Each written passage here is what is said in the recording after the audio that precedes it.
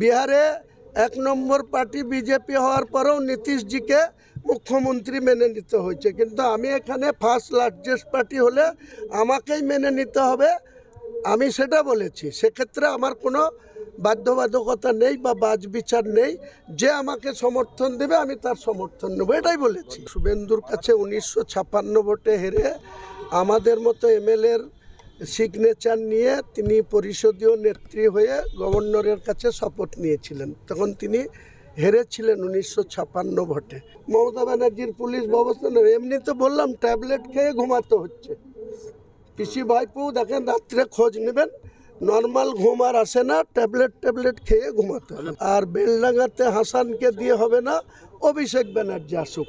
তাদের যদি মিনিমাম 30,000 করে ভোটে না হারাতে পারে, তাহলে আমি 10 হাত করে রাস্তায় নাকছে চুরি দিয়ে বাড়িতে ঢুকে যাই।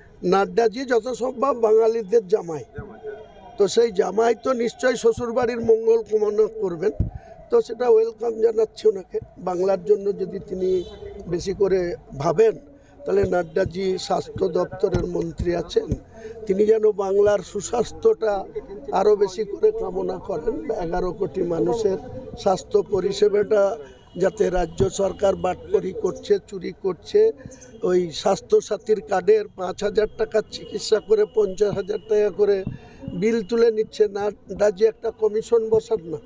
এই রাজ্যের স্বাস্থ্য দপ্তরের মন্ত্রী তো মমতা ব্যানার্জি, তাদের স্বাস্থ্য দপ্তরের আধিকারিকদের বিরুদ্ধে একটা কমিশন করে বাংলার মানুষকে সুস্বাস্থ্য দেখান। ফলো করুন টাইমস নাও খবর।